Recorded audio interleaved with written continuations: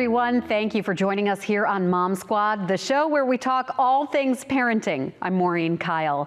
I'm going to guess that if you have preteens or teens in the house, that they're on some sort of social media. And even if your kids aren't old enough yet, it's coming soon. But the warnings about the mental health crisis these platforms are causing in kids are more than concerning. Just last week, the Surgeon General called social media use a health crisis, and he's calling for reform and legislation. Monica Robbins, a senior health correspondent for WKYC in Cleveland, breaks down the recommendations.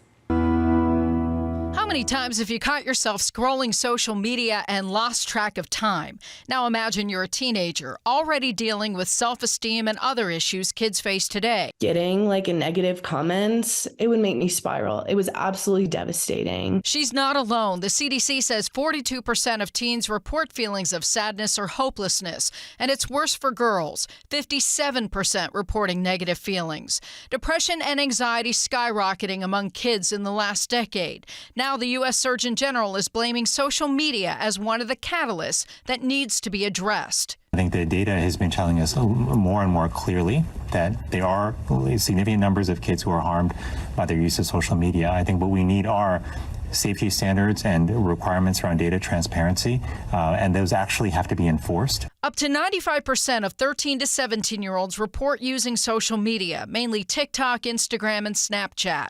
Nearly 2/3 of them say they use social media daily. 1/3 say they're on it constantly. Studies show kids who spend more than 3 hours a day on social media double their risk for mental health problems, which is concerning because the average time most spend online is 3.5 hours a day.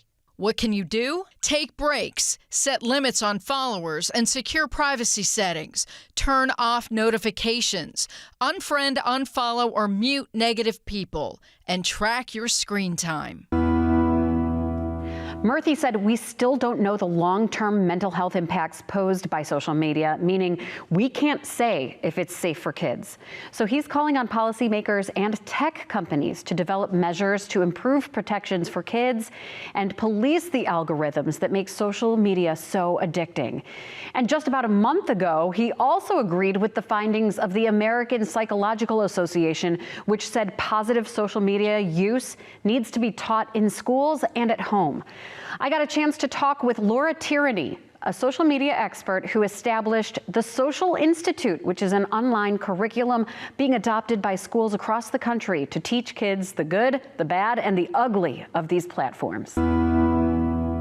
Laura, I want to ask you about your background and how you got involved in social media. Sure. Well, I am a digital native at heart, and I got my first phone when I was 13 years old. And I remember through 10-cent text messages and other platforms, I was able to connect with my friends using it.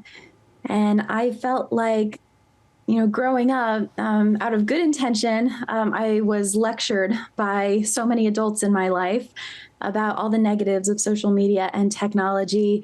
And there certainly are negatives, but I was able to use technology in a lot of different positive ways to land most of my jobs and internships and follow role models. And so I'm a big believer in the positive power of technology to help prevent all the pitfalls that you could fall into as well. Yeah, and this has been such a big conversation, especially recently.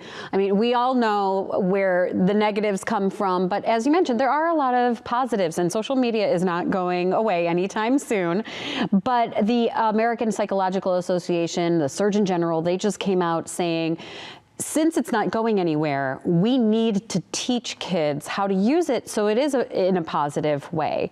What is your reaction to that? And also, I mean, that's your business, is teaching them. Yes, well, I applaud the recent recommendations because I believe it's more important than ever to empower and equip kids rather than scare and restrict. And I feel for families and educators who have had to navigate, recent years really without a playbook. And for those reasons, just confiscating devices or just banning, access to certain social media platforms. And it truly isn't going away. anytime soon. And if there is a ban on any platform, students, they'll find another way to be social, because that's what social media is at the end of the day. It's how we are social. And so I definitely appreciate this idea of proactive, positive social media education in everyone's life, like both students and adults as well. Like we need it as much as those students do. Right. We all see some of the adults on, the Facebook platforms or Instagram platforms not acting the way they should, but we also want to make sure that the next generation is even more educated about the pitfalls and how to use it in that positive way. Talk to me about the Social Institute and the curriculum that you've created that schools, parents, people can tap into. Well, the Social Institute is a labor of love that I started 7 years ago, and we help schools across the country support students, families, and educators around positive use of social media and technology and positive decision making online and offline. We're called the Social Institute because we believe at the end of the day, social media is simply being social, and students can learn positive moves to navigate everyday social situations. Everything from, seeing that peers are maybe talking about you on a group chat, behind your back, all the way through positive role models that you can connect with online and learn from. I mean, there's so many different social situations out there that you can imagine. And so we partner with schools and we offer this interactive curriculum that was co-created with thousands of students across the country. And we really, we work hard to make sure we can get on a student's level. Social media can be such a topic where students roll their eyes, if you don't meet them on their level. Yeah. And so that's one of my favorite parts about this work, is really huddling with students to make sure you can truly connect with what's going on in their lives and build something that really meets them on their level. Yeah, I was reading about the curriculum and I saw that you said it was cringe tested, which I thought was a very clever way of saying that you got students involved in figuring this out. What age group does the curriculum start? Right. So we serve K through 12 students by supporting students, parents, and educators. And the lessons that we offer in particular are for 4th grade through 12th grade right now.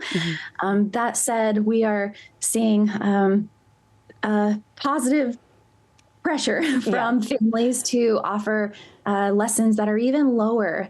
I feel like during the pandemic, and research by Common Sense Media and other organizations shows that technology definitely crept lower and lower into those 3rd, 2nd, 1st, even kindergarten levels.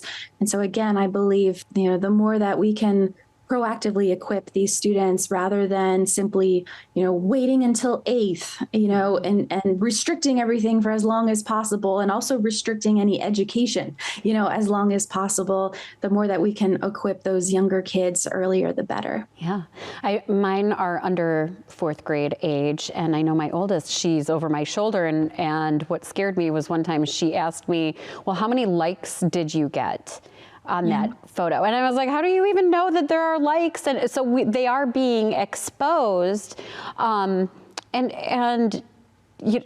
want to make sure we're doing it in a positive way. What would you say are the biggest issues that you're seeing pop up at the different ages? What issues should we be the most aware of and focusing on when it comes to education?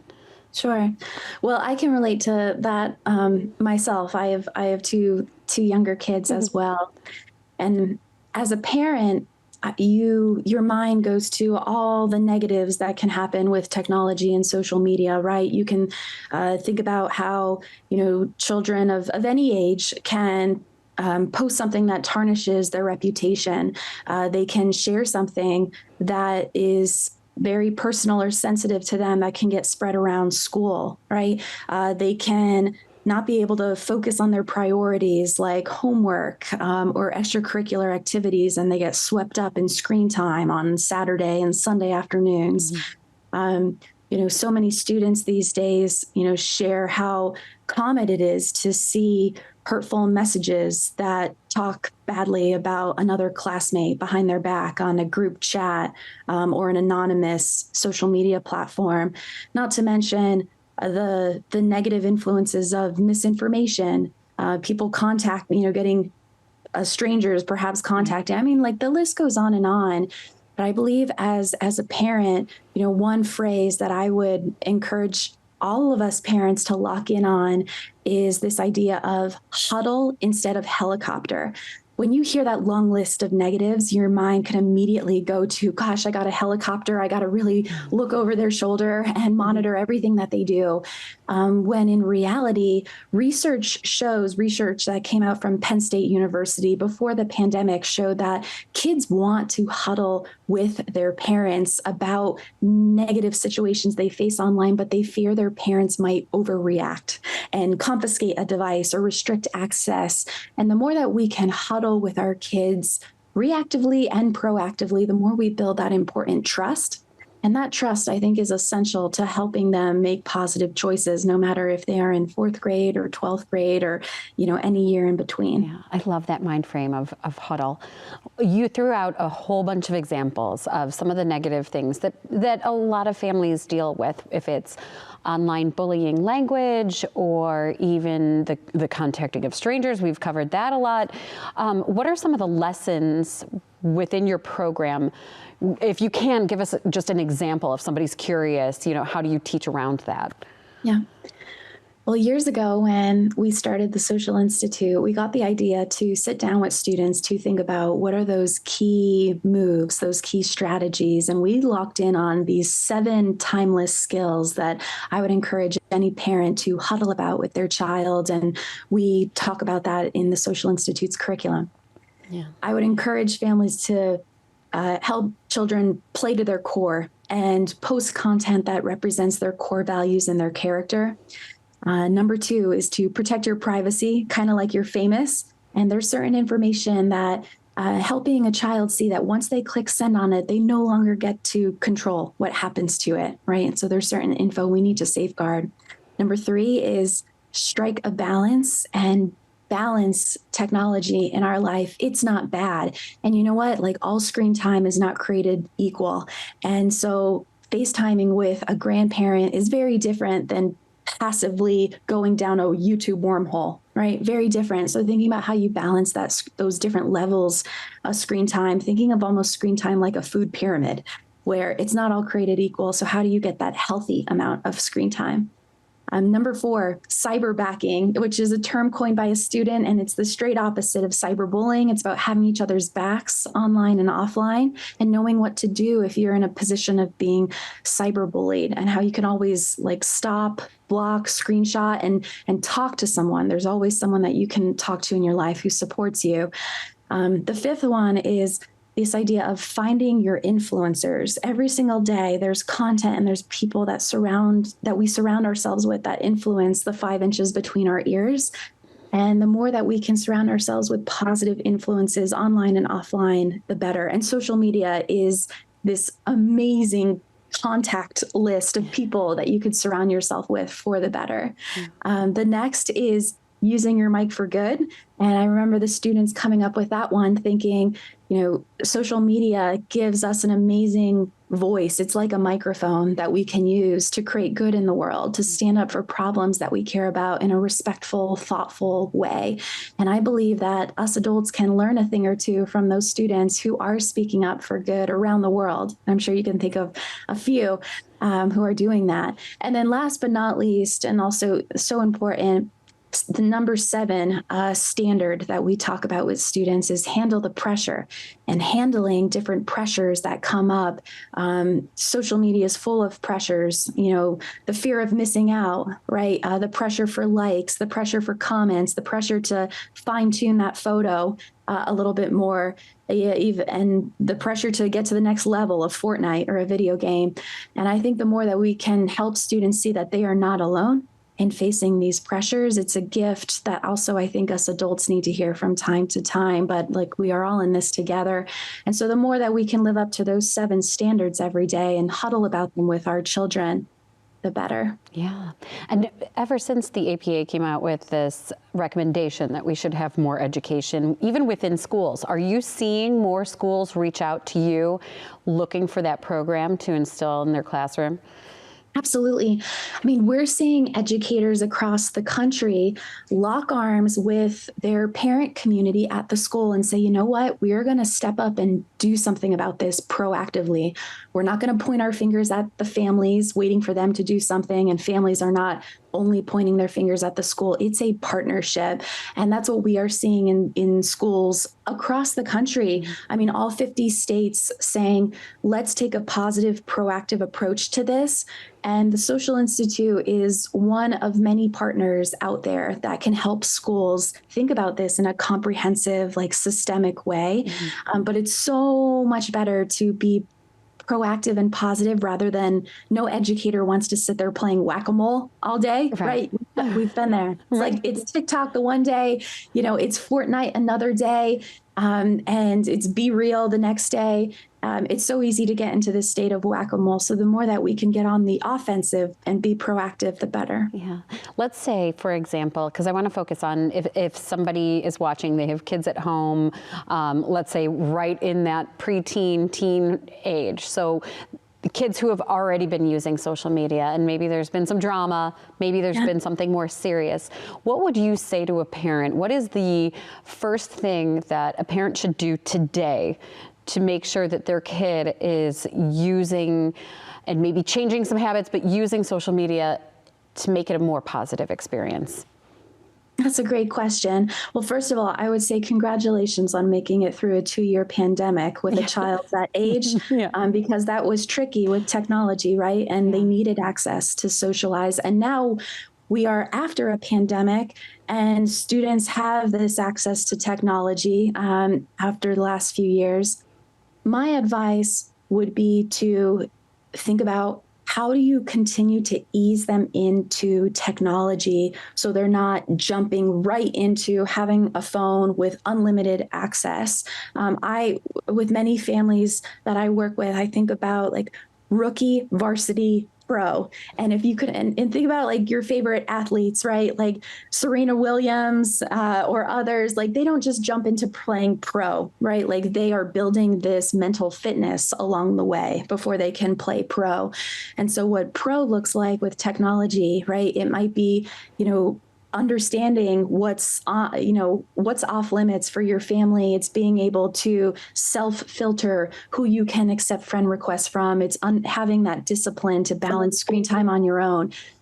So before we allow a student to get to pro, think about how you can set up these different milestones with them, right? And so you might set up certain screen time limits as a family. Bonus points if you could set them up for yourself as well as a parent, because kids can't be what they can't see. And so the more that you can embody those positive best practices as well, the better.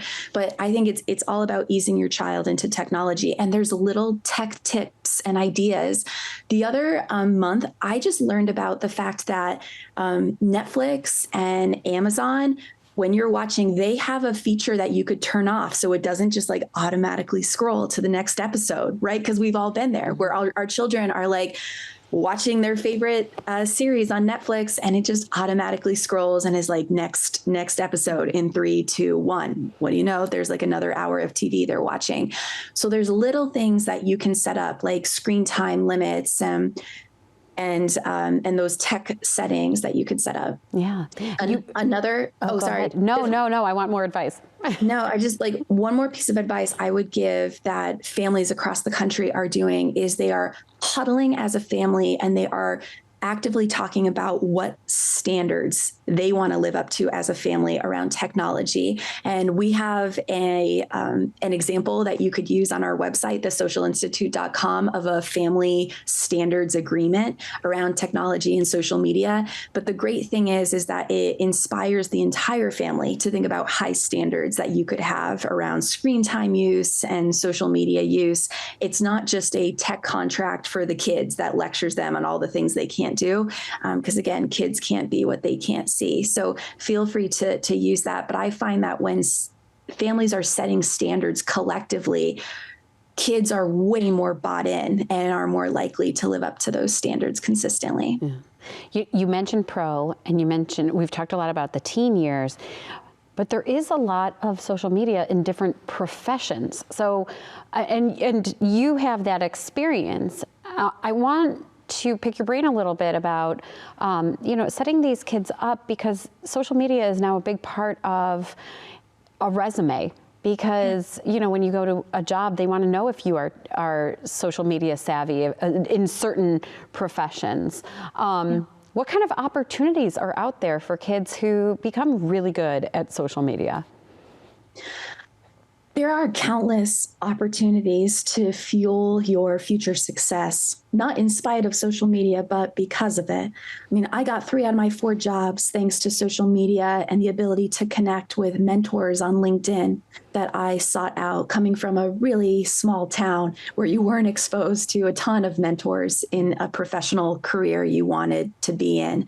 And I see students, they are creating their own websites. They are posting things that represent, their interests, their values, so that, when someone maybe Googles you in 5 years, instead of just, some meaningless Google search results, people are seeing what you actively care about, and you could use that to your advantage.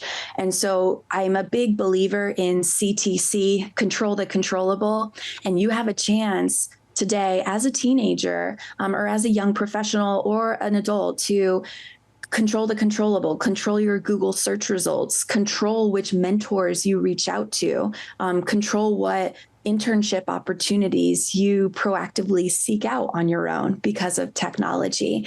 And so I think, we can help students fuel their health, their happiness, their future success, thanks to social media and technology. And it starts with the families and schools proactively offering that education. Yes. If a school wants to adopt the Social Institute curriculum, where can they find you?